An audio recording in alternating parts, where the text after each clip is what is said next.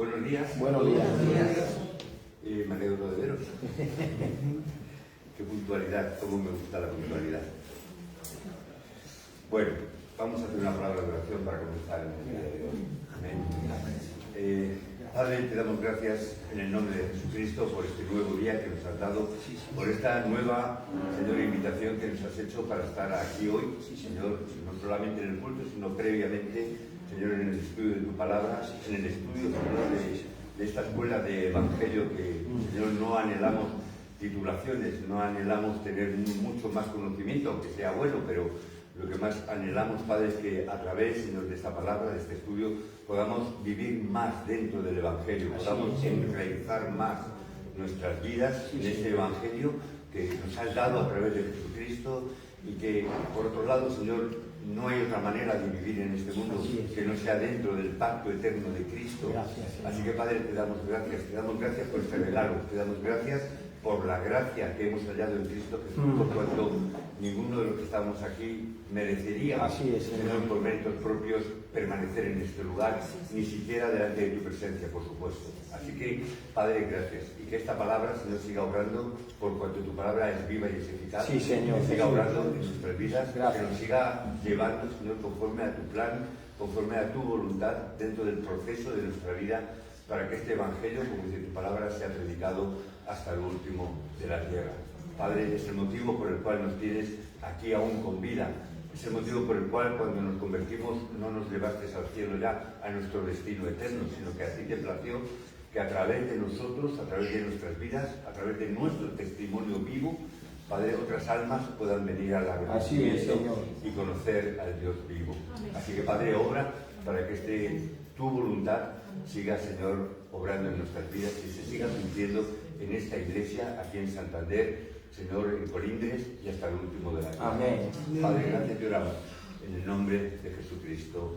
Amén. Amén. Ok. Primero, un anuncio que me recordaba el hermano Humberto, creo que ha sido. Tenemos cuadernos y bolígrafos para los que necesiten tomar notas.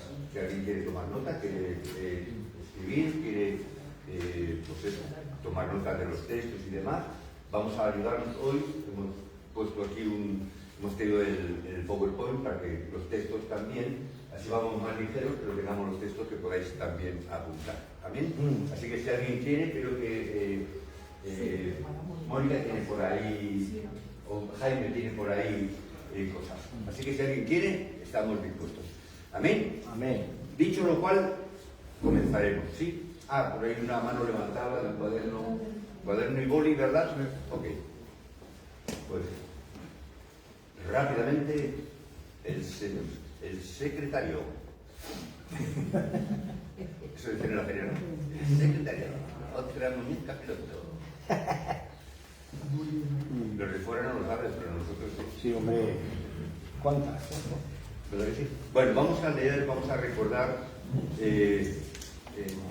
Empezamos la semana pasada, pero vamos a recordar que ahora que tenemos el PowerPoint, vamos a recordar un poquito el texto. Vamos a leer en Hechos 19, el versículo 10. 19:10. Recordamos que dice,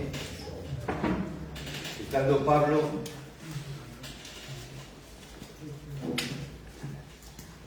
dice que, empezando en el Hechos, dice, pero endureciéndose algunos y no creyendo, maldiciendo el camino delante de la multitud, se apartó Pablo de ellos y separó a los discípulos, discutiendo cada día en la escuela de uno llamado Tirano.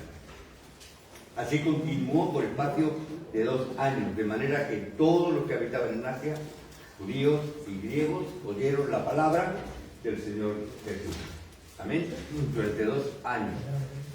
Estaremos 2 años, aguantaremos 2 años en la escuela de Evangelio también, como la escuela de Tirano. Amén. Maldiciendo el camino. Me llamaba la atención, ¿no? Estamos en la iglesia del camino. Así que, pero lo más importante, dentro de todo ello, todo es importante, pero lo que veo es que él dice que separó a quienes, a los discípulos. Amén. Entonces, esta escuela A veces dicen, no ha venido mucha gente o poca gente, no es cuestión de cantidad. No es cuestión de que venga toda la iglesia. Cuanto más mejor, evidentemente, pero no es cuestión de que venga toda la iglesia.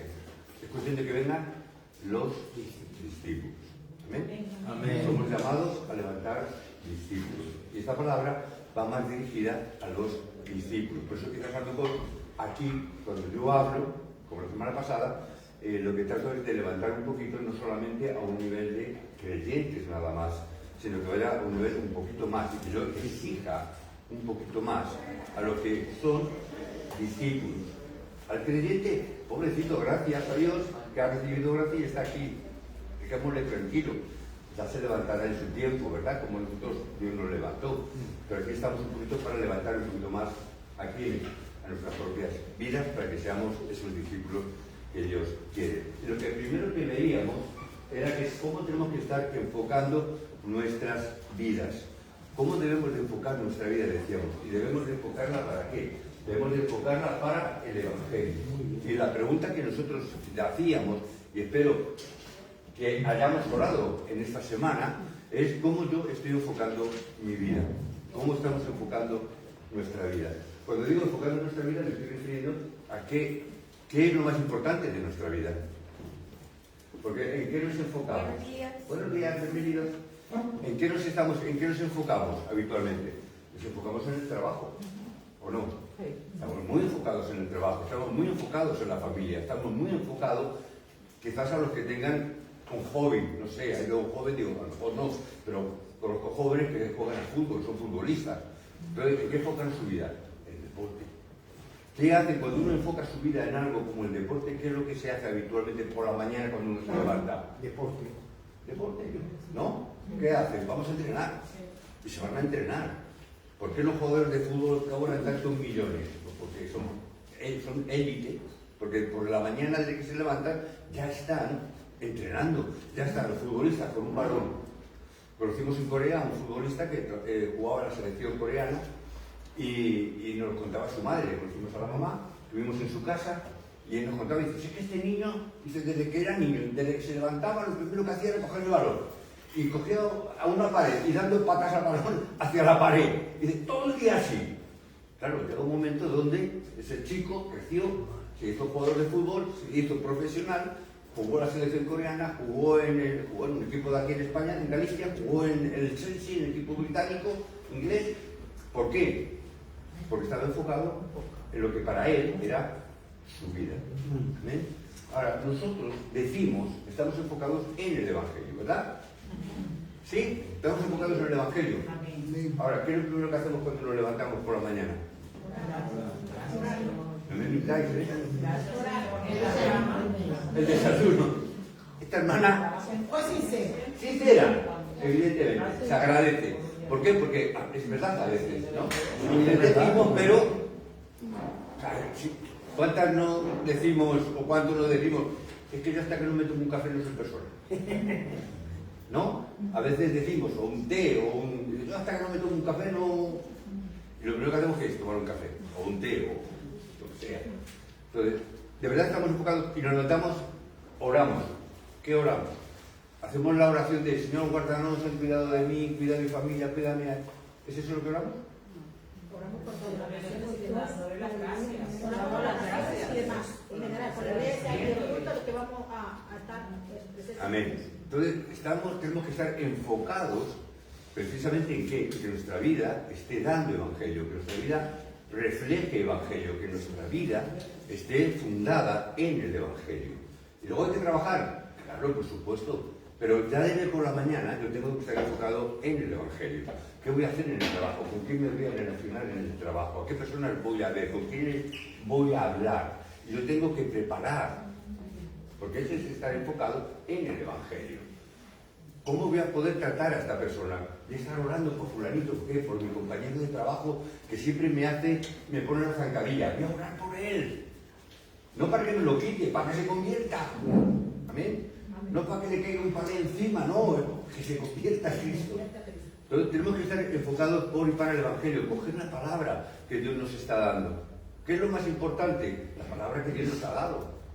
Amén. Entonces yo tengo que estar durante la semana también viendo cuál es la palabra que Dios me ha dado este domingo. ¿Recordamos la palabra que Dios nos dio el domingo? Sí. Dios nos quiere bendecir. Yo me quedé con En la escuela de Evangelio, sí. la escuela de Evangelio. No, está bien, porque es palabra del domingo, cada uno con el título de oración. ¿Quién es el dueño de la iglesia? Cristo. Amén. Ahora yo tendría que preguntar, ¿quién es el dueño de nuestra vida? Cristo. Amén. Ahí es donde nosotros tenemos que estar enfocando nuestra vida. Amén. Entonces, la segunda cosa que quiero ver, ¿qué es? Oro todos los días para tener ojos espirituales, para estar viendo todos los acontecimientos que pasan en nuestra vida como plan de Dios. Porque ¿cuántas veces no tenemos enfermedades? ¿O cuántas veces no tenemos un percance? ¿Cuántas veces no nos ocurren cosas en nuestra vida? ¿Y qué es lo que muchas veces decimos? Señor, ¿y por qué me pasa a mí esto? ¿No?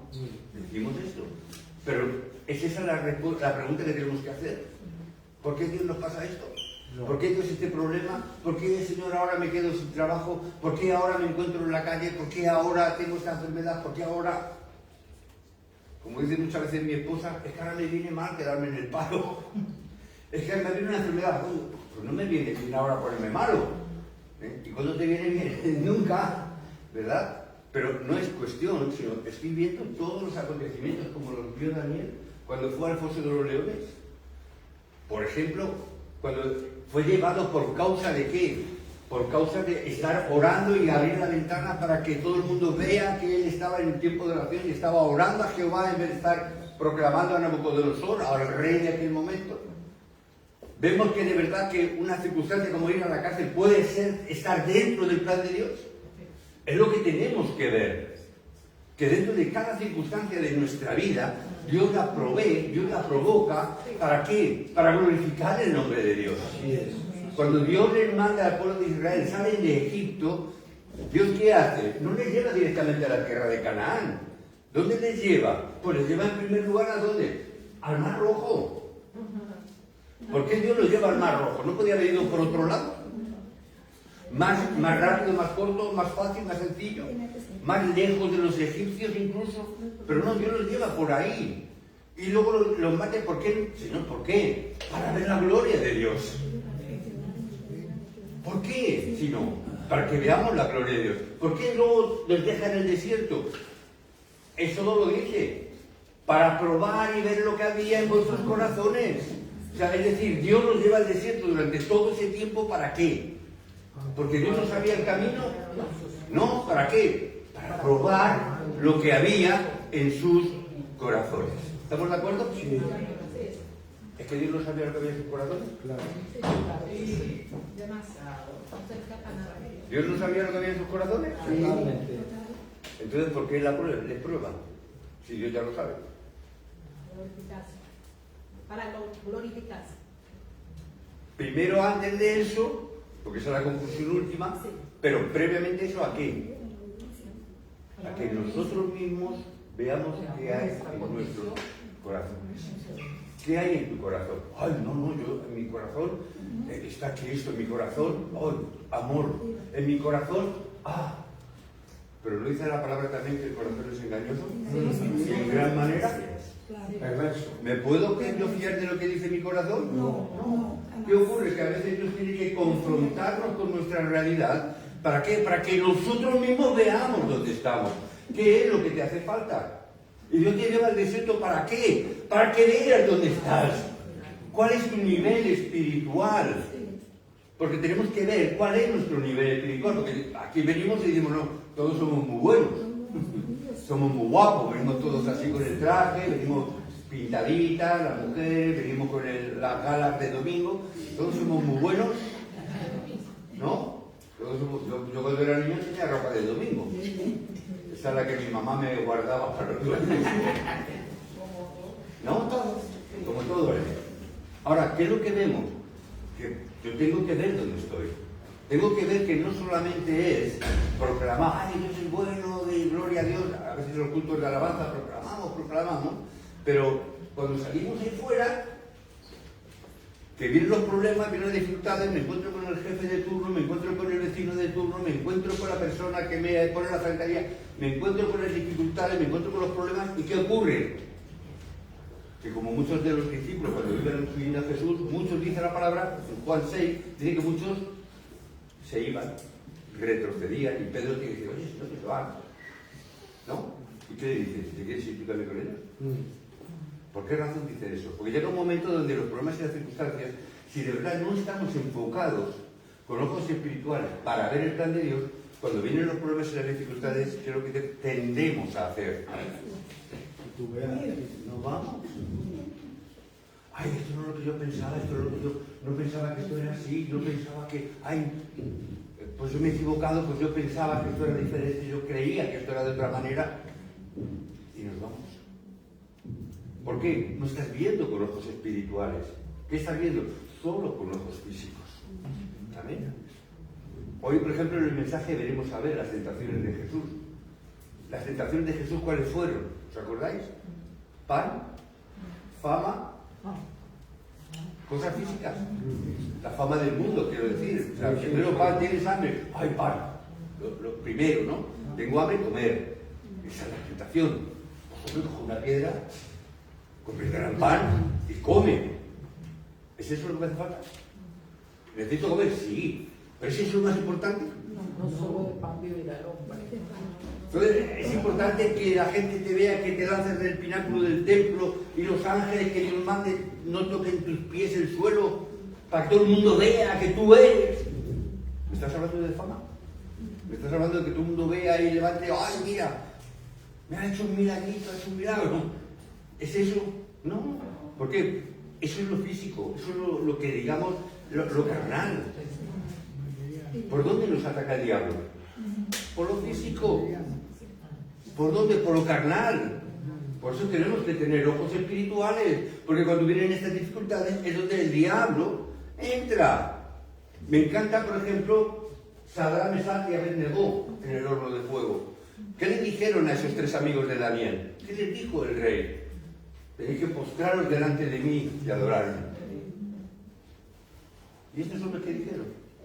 Mira, que sepas, o sea, así un poquito como que sepas que nuestro Dios es fuerte, poderoso para librarnos de ti. Es decir, mi Dios es más fuerte que tú, le está diciendo. Y Él puede, por el más fuerte que tú, Él puede, si quiere, librarnos de ese horno de fuego. Eso está bien dicho, pero me encanta más lo que viene a continuación. ¿Qué es lo que viene a continuación? Y si no lo hace. Y si no, tampoco nos vamos a postrar de rodillas. Y muchas veces digo, es ese y si no donde los creyentes perecemos. ¿Por qué? Porque tenemos mucha fe en que Dios nos va a librar de esto, de aquello o de más allá. Pero ¿y si no lo hago? ¿Y si oramos por un familiar que tiene una enfermedad y oramos por esa persona y tengo fe en Dios, en que Dios puede sanarla? Pero ¿y si la persona fallece? ¿Y si el ser querido fallece? ¿Qué ocurre? ¿Y si no se cura? ¿Qué ocurre? Difícil esto. La semana pasada tuvimos que oficiar el entierro, el funeral de nuestro hermano José Miguel, que falleció, hermano de Colindres. Falleció, un accidente laboral, salió en la prensa, seguramente lo habéis leído, lo habéis escuchado. Y la cuestión era, no escuchaba mucho eso de, bueno, señor, pues, gracias que tú lo has llevado ya ha dejado de sufrir, o lo que sea, no lo sé. Es un desgarro, ¿por qué? Porque cuando llega el y si no, ya parece que Dios no tiene poder. Ya Cristo ya no es Cristo. Ya el Señor ya no es Señor. Ya Él ya no está conmigo. Él ya no es el Todopoderoso porque mira, no ha podido salvarle. Es donde vienen los problemas cuando Él, y si no hace o no cumple lo que No lo que está en su voluntad, sino lo que nosotros esperamos que Dios hiciera o cumpliera. ¿Qué pasa si no lo hace, si no lo cumple? ¿Qué ocurre si no te da la respuesta que tú esperabas, que tú anhelabas, que tú deseabas? ¿Qué ocurre si ese ser querido, esta persona, fallece y... ¿qué pasa? Y se enfadan. Las personas, muchas se enfadan. Hermanos, algunos incluso dejan de venir a la iglesia. Eso no es ver con ojos espirituales, estamos viendo con los ojos emocionales. Que tenemos emociones, claro, que tenemos sentimientos, por supuesto, que hay que llorar, sí, que hay que guardar el luto y como la palabra también dice que hay que guardar el tiempo de llorar, como decía el sabio, hay que llorar el tiempo para reír y hay tiempo para llorar.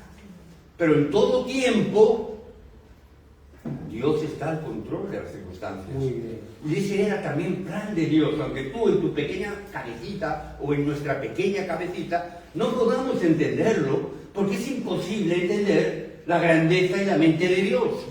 No podemos comprenderlo, no podemos saber cuál es el plan de Dios en ese momento. Pero sí sé que Dios cuando lo hace y lo que hace, no solamente que sea para su gloria, porque a veces algún creyente dice, es que es muy egocéntrico Dios.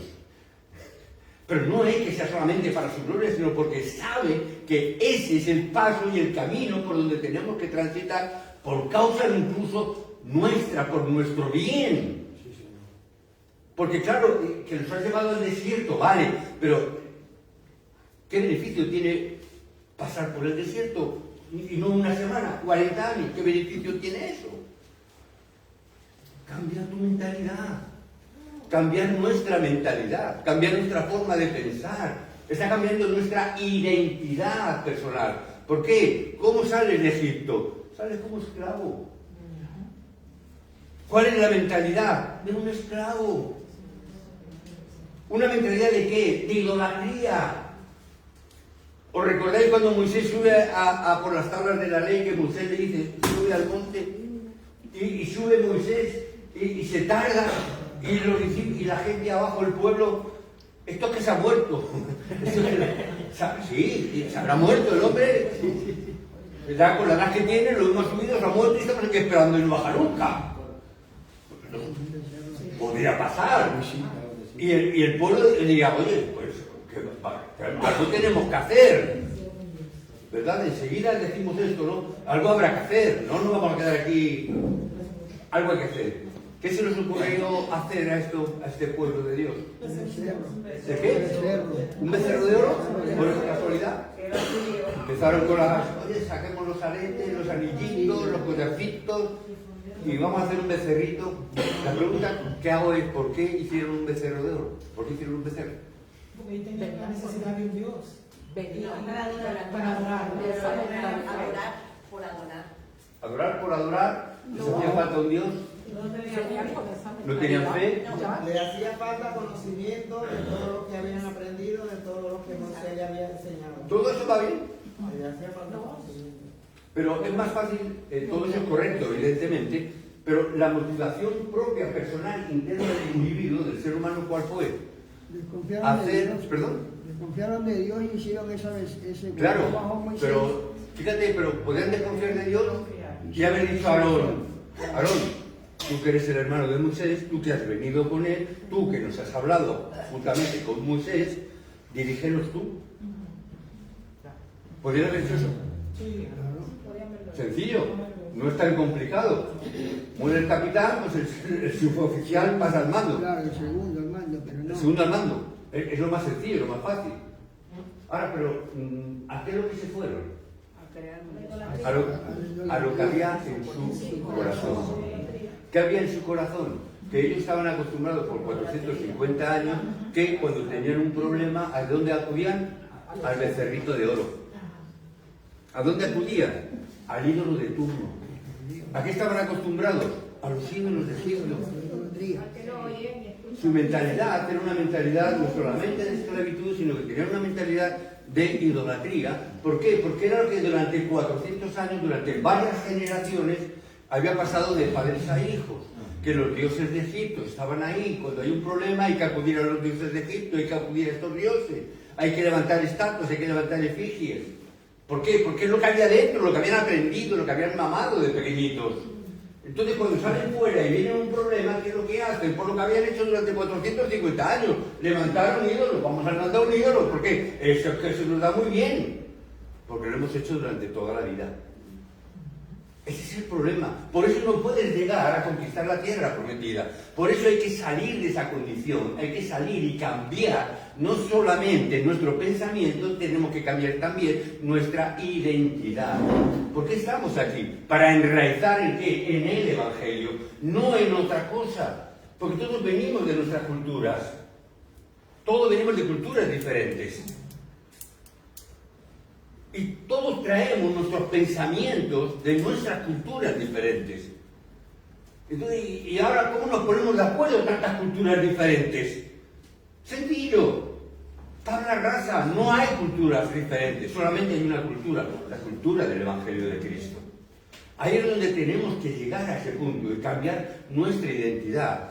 De que ya no estamos en este mundo de esclavitud, ya no estamos en este mundo de pecado, ya no estamos en este mundo de corrupción, ya no estamos en este mundo corrompido, estamos ahora, somos hijos de Dios y dependemos no del reino de este mundo, aunque sea el reino de España donde vivimos, no dependemos del reino de España, dependemos del reino de Dios. Amén. Y dependemos del reino de los cielos. ¿No nos dice eso la palabra? Sí. Que somos embajadores en este mundo. ¿No nos dice que somos ciudadanos del reino de los cielos? Que nuestro pasaporte, el que sea que tú tengas, ese te vale para andar por aquí, pero no te vale para ir al reino de Dios, sino que es Dios quien te provee de otro pasaporte que diga el reino de los cielos. ¿Y de quién vamos a depender? De ese reino de los cielos, no de ese reino de corrupción, sino del reino de los cielos. Amén. Ahora, tenemos que llegar a ese punto. Amén. Por eso, veamos la meta de la escuela que hemos visto en Hechos 19. ¿Cuáles son las metas que pretendemos? O de alguna manera, como discípulos tendríamos, e hijos de Dios tendríamos que llegar. Tendríamos que ver que yo tenga respuesta a nuestras oraciones. Decía la semana pasada, ¿cuándo? De vez en cuando, una vez al mes, una vez al año, una vez cuando me convertí y hasta el día de hoy ya no he vuelto. Sino que tenemos que orar para que sea diariamente, como Daniel en el capítulo 6 hacía. Es que tenemos que tener nuestros tiempos de oración. Es que Jesús tenía sus tiempos de oración. Es que el pueblo judío tenía sus 3 tiempos de oración, mañana, tarde y noche. Y Jesús se retiraba y los discípulos vemos cuántas veces que al llegar a la hora tal, la de la mañana, la de la noche, iban al templo y oraban en el templo. Y algunos iluminados me dicen, bueno, pero es que eso es legalismo. Y 3 veces a orar parece que es legalismo. Digo, bueno, pues apliquemos 1 de Tesalonicenses 5:17. Orar en todo tiempo. Orar en todo tiempo. Si te parece mucho 3 veces al día, pues aplícate Tesalonicenses. Quiere decir, ora 3 veces no al día, sino ora continuamente. Amén. Entonces, si yo tengo esto en mi corazón, si yo tengo esto de verdad en mi vida, cuando yo me levanto, estoy enfocado en esta palabra y estoy orando. ¿Por qué estoy orando? Para que yo tenga la visión correcta. ¿Cuál es la visión correcta? La evangelización del mundo. ¿Por qué? Porque esa es la dirección que Dios nos ha dado. Que tenga esa evangelización. Que yo todo lo que haga y diga sea por causa del Evangelio. Que cuando yo me despierte y ore, no estoy orando solamente por el dedo gordo de la tía Ambrosia que le ha dolido, o se ha dado un golpecito, o mi nieta el otro día que saliendo del coche va y se pilla el dedo por la puerta del coche. Y, bueno, esta pobrecita, me dio pena, mi nieta. Es la primera nieta, la mayor, la primera, la que ha visto abuelo. Y la quiero, claro, porque como un abuelo o una nieta. Pero yo no estoy orando para que, si no, el pobrecito, el dedito de mi niña, para que no se le ponga la uña negra, para que no, pobrecito. ¿Tú crees que yo voy a perder el tiempo en eso? No. Yo oro por su alma. Muy bien. No por su dedo. El dedo la curará. No, la curará. Y si se le cae la uña ya le saldrá otra. Que Dios lo ha hecho la cosa bien. ¿Me da pena? Hombre, sí, no nos gusta que sufra. Pero yo sé que va a tener que sufrir en la vida y no precisamente por pillarse un dedo. Pasarán cosas en su vida. Porque tiene que madurar, tiene que crecer, tiene que encontrar su camino dentro de esta vida y dentro del Evangelio. Entonces yo tengo que ver esa realidad, que mi vida tiene que estar enfocada en la evangelización. ¿Por qué? Porque para eso Dios me ha traído a este mundo, para eso Dios me permite estar aquí ahora. Pregunto lo que decía antes, ¿por qué estamos aquí nosotros hoy? ¿Por qué seguimos vivos? Todos somos salvos los que estamos aquí. Bueno, todos el 99%, no sé si habrá alguien, dejo de rendijita, pues hay alguien que todavía no lo es, ¿no? Pero los hijos de Dios, que somos hijos de Dios, que somos creyentes, ¿por qué estamos aquí? ¿Por qué no cuando el día que me convertí, el Señor dijo, hijo, venga, a tu casa, a casa, al reino de los cielos, y nos lleva con Él? ¿Por qué no nos llevó con Él cuando nos convertimos? ¿Por qué nos deja aquí, en este mundo tan oscuro, tan feo, en el sentido social, no de la creación? Porque Dios necesita que estemos llevando este Evangelio. Como cuando el ángel se apareció a los pastorcillos cuando Jesús nació. Ir ahí, correr y decirle al mundo que el Mesías ha venido. ¿Qué es lo que tenemos que hacer nosotros? Proclamar en el mundo que el Mesías, el Cristo, el Hijo de Dios, ha venido a traer la solución y la respuesta a tu problema, al problema del ser humano. Para eso Dios nos permite estar aquí, por eso Dios nos guarda en este lugar y no nos lleva. Por eso cuando un hijo de Dios se lo lleva, no es que lo está secuestrado, lo está llevando ¿a dónde? A su destino eterno, a su lugar.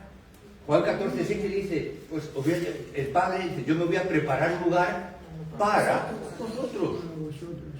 Dios tiene un lugar para cada uno de nosotros. Cuando Dios se lleva uno de sus hijos, no lo rapta, lo lleva a su lugar, a su destino, a su casa, que Dios ha preparado. Gloria a Dios. Envidia cochina que nos da los que nos quedamos, que somos los que lloramos la ausencia del ser querido, ¿o no? Sí. Pero el ser querido que ha partido a su destino, él está, nunca mejor dicho, él está en la gloria. Él está en la gloria de Dios. Y yo le decía a un hermano, un creyente, que estaba muy desconsolado y llorando y estaba... Yo le preguntaba, ¿tú quieres que oremos para que Dios resucite a este joven? Me miró con unos ojos como diciendo, ¿lo quieres? ¿Que oremos para resucitarle? Ay, si Dios quisiera. Digo, ¿y no te da pena? ¿Y no te da pena que Él está en su destino? Está en la gloria de Dios ya. Y tú le quieres arrancar de su lugar, arrancarle de la presencia de Dios, arrancarle de ese lugar y traerle a este mundo a seguir sufriendo. ¿De verdad que tú quieres eso? No cuentes conmigo, porque eso es egoísmo. Eres egoísta, porque es para que tú no sufras, pero porque tú no sufras, le vas a hacer sufrir a Él. ¿Qué le pasó a Lázaro, a quien Jesús resucitó? Lo comenté el otro día, creo, el versículo más corto de la Escritura. ¿Por qué lloró Jesús? Por la incredulidad. ¿No lloraría también un poquito, quizás por Lázaro? Porque sabía que lo iba a resucitar, porque sabía que lo iba a traer nuevamente a este mundo. ¿No lloraría quizás, no sé, un poquito quizás por eso también? Aparte de la incredulidad, que a mí me consta que Jesús ya sabía que había incredulidad, me consta que ya la había, que Él ya lo sabía. Y no lloraría también un poco porque traerse a una persona acá que está en la presencia de Dios, que está disfrutando de la vida eterna, que está disfrutando de la presencia del Dios vivo, y decirle, deja eso para luego y vente para acá otra vez, porque aquí todavía tienes que ser perseguido por los fariseos, como luego fue perseguido por los fariseos también. No, pero tú todavía tienes que sufrir aquí en esta tierra. Vente, que tienes que sufrir aquí en la tierra, pero te queremos mucho. No nos gusta que estemos llorando, pero tú no importa. Dice la historia, no sé, no quiero decir que sea verídico, pero no se ha constatado que sea verídico, pero sí se ha dicho y se ha llegado a ciertas conclusiones que Lázaro murió al poco tiempo loco, se volvió loco. no pudo aguantar, después de estar en la gloria de Dios, no pudo aguantar este mundo. Y terminó loco. No me extrañaría, no sé si es real o no sé si es histórico o no, pero no me extrañaría en absoluto. Amén. Así que no perdamos esta dirección. Yo tengo que estar orando, tener respuestas diarias a mi oración, diariamente, decíamos la semana pasada, no de vez en cuando, sino que coja la palabra y yo esté orando conforme al corazón y el deseo de Dios, y yo vea cómo Dios responde a esas oraciones, que es el deseo de Dios, no es mi deseo, sino el deseo y la voluntad de Dios. Que yo tenga la visión en todo lo que haga y donde vaya de la evangelización del mundo, y que también yo sea aquel que me levante como un discípulo. ¿Para qué? Para cumplir el propósito de Mateo 28, 18 al 20, el cual era hacer discípulos a otras personas. Amén. Que hagamos discípulos. Empezamos a verlo desde el aposento alto de la casa de Marcos, en Hechos 1, el versículo 8, vemos el versículo 14, donde ahí ya vemos cuántos discípulos tenía Jesús. Tenía 12 en un principio, ¿verdad? 12, luego se quedó con 11 cuando falleció Judas, pero aquí vemos que estaban congregando en el aposento alto de Marcos, ¿cuántos? 120. Es decir, los discípulos estaban discipulando ya. Amén, estaban discipulando. Luego ya levantaron a los discípulos, a los diáconos en el capítulo 6, y dice que se convirtieron 3.000 discípulos. 3.000. Es decir, un discípulo que discipula. Tenemos que convertirnos, hermanos, en discípulos que discipulemos. Porque cuando yo me convierto en discípulo, ¿cuándo es? Cuando, por ejemplo, puse el ejemplo creo que con Eduardo. Eduardo es mi discípulo. Amén. Ahora, cuando yo soy discípulo, de verdad, cuando yo he enseñado a Eduardo que Eduardo tiene que discipular y él levanta un discípulo. Entonces, mi discipulado es correcto. Porque he enseñado a un discípulo a discipular. No solamente vamos a aprender y vamos a enseñar a simplemente a tener conocimiento teológico, sino que vamos a levantar la vivencia y la realidad de poder levantar a otros discípulos. ¿Cómo? Con tu vida. Amén. Con tu vida. Un discipulado no es un estudio bíblico. Lo que estamos viendo aquí no es un estudio bíblico. Este texto es toda esa dirección. ¿Dónde ha nacido? En el campo. En la predicación en el campo, predicando a las personas, encontrándose con personas, con vivencias, con la vida misma, experimentando lo que estamos diciendo. No es un manual que lo puedes comprar en cualquier librería cristiana, no lo vas a encontrar. ¿Por qué? Porque son vivencias personales. Son vivencias de hombres también y mujeres que han dado su testimonio y su vida por causa del Evangelio. Por eso es un material, no es un material que se puede comprar, sino es un material que se tiene que compartir vis a vis. Por eso también comparto experiencias de mi vida. ¿Por qué? Porque eso es un discipulado. No comparto lo que me han enseñado en un seminario, comparto lo que yo he vivido. Amén. Entonces, cuando una persona comparte la palabra, pero no solamente la palabra, sino la respuesta de Dios en tu vida, de esa palabra, no olvidemos Hebreos 4:12. No olvidemos Hebreos 4:12. La palabra de Dios es viva y eficaz. Amén. ¿Cómo es la palabra? Viva y eficaz. Es viva. Y si la palabra es viva, tiene que llevar fruto. Porque si no es vida, si no lleva fruto, no está viva. Será otra cosa, será un árbol de plástico. Pero si ese árbol tiene vida, va a dar fruto. La palabra es vida y va a dar fruto si tú la comes, si tú te alimentas de esa palabra. Y no solamente es viva, además es eficaz, funciona. Va a traer resultados en nuestra vida. Por eso tenemos que entender esta palabra y comenzar esta palabra. Fijaros que hasta el punto de los discípulos, hasta el cumplimiento de la misión. ¿Qué misión? Levantar la iglesia de Antioquía. Empezaron aquí a levantar una iglesia. ¿Cómo? A través, yendo por el camino, predicando el Evangelio. ¿Por qué esta iglesia es la iglesia del camino? Porque al pastor llegó un día, o no sé si fue el pastor o un consejo de iglesia, y dijeron: me gusta esta iglesia, la vamos a llevar al del camino. No, hay un propósito, hay una dirección, hay un porqué. ¿Por qué los del camino? Porque por dónde iban, por dónde andaban, por dónde estaban trabajando, iban proclamando el mensaje de Jesucristo. ¿Amén? Amén. Hermano, que es esta la iglesia del camino, no hablo de otra, es de esta. Pero en la Biblia también le llamaban los del camino, ¿no? Claro, Ah, cuando van a Antioquía. Eso es. Entonces dice que los del camino, ¿por Eso qué? es. Porque por donde iban, Sí. iban dando testimonio. ¿Por qué? Tenían la visión de la evangelización.